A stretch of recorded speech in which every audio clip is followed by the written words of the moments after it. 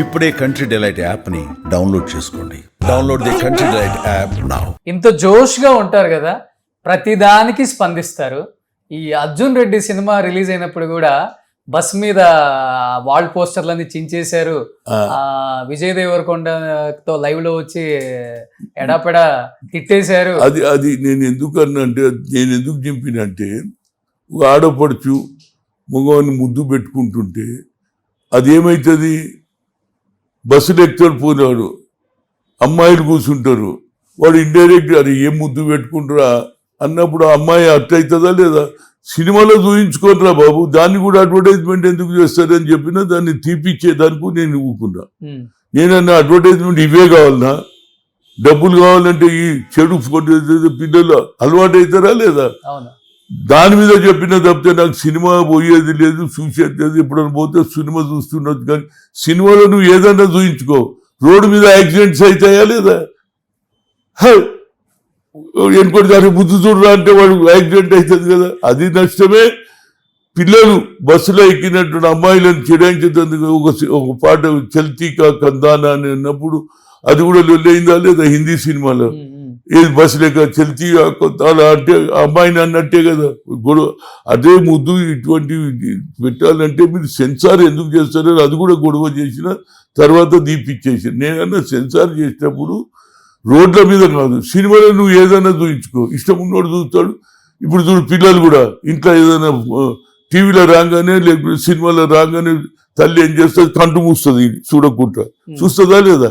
కనుక చెడును ఎక్కువ చూపించవద్దు అనేది నా కాన్సెప్ట్ తప్పితే, ఆ తర్వాత ఆయన సినిమా కూడా బాగా హిట్ అయిందట. వాళ్ళు అన్నారు నువ్వు అన్ని హిట్ చేసినట్టు. నాకు హిట్ తెలియదు, డౌన్ తెలియదు, but concept is wrong. Unnecessary comments జరుగుతుంది, దానివల్ల ఆడపిల్లలు ఏది వాళ్ళ మనసు నొప్పించిన ఉద్దేశం తప్పితే నాకేమి లేదు. సినిమాలు చూస్తుంటారా బానే? అప్పుడప్పుడు చూస్తాం, సినిమాలు చూడకపోయింది. ఏదైనా మంచి కాన్సెప్ట్ ఉన్న సినిమాలు చూస్తా. ఏ సినిమా చూసారు లాస్ట్? అన్ని సినిమాలు. అప్పుడు వెనకటి సినిమాలలో థీరీ ఉంటుండే, ఏది పాటలలో దమ్ము ఉంటుండే. ఇప్పుడు చల్తీవియా కందాలా లేవు కూసో అనే పాటలు వస్తున్నాయి. ఇవి బాగా అనిపి ఆ పాట సినిమాలు ఇవాళ కూడా వింటే కూడా ఆనందం అనిపిస్తుంది. ఇప్పుడు ఎన్ని సినిమాలు అని తీస్తారు చెప్పు, పాటలు రాసేటోడు కూడా ఎన్ని రాస్తాడు. కనుక కాన్సెప్ట్ ఇవాళ రేపు చేంజ్ కూడా అయింది కదా. ఇవాళ రేపు ఇంతకుముందు మన సెల్ ఫోన్లు ఉండకపోతుంది, ఇప్పుడు సెల్ ఫోన్లో మాట్లాడుతూ రోడ్డు మీద నడుచుకుంటూనే మాట్లాడుతాడు. యాక్సిడెంట్ అయ్యేదానికే తెలియదు.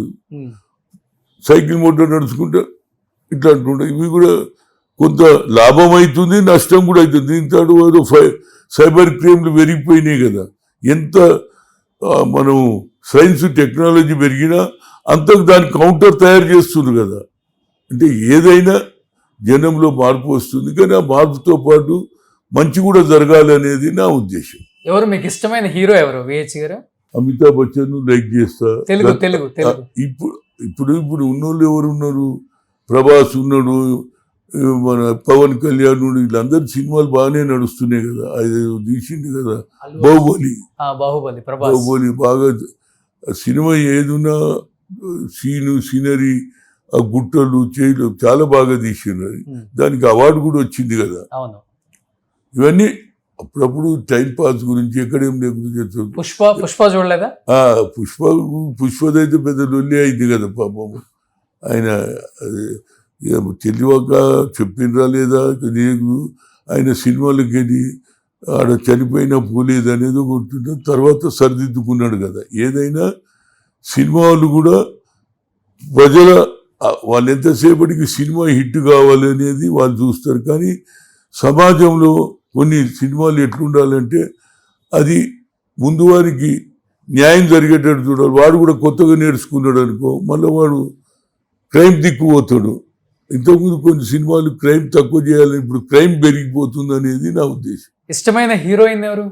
నేను హీరోయిన్ అప్పుడంటే సావిత్రి మంచి వాళ్ళ ఒరిజినల్గా సావిత్రి ఇటువంటి వాళ్ళు ఉంది. ఇప్పుడు అంతా ఎవరు ఎంతసేపు ఉంటారో తెలుస్తుంది. సినిమా ఒక 3 సినిమాలు నడుస్తుంది, 4వ సినిమా ఫ్లాప్ అవుతుంది.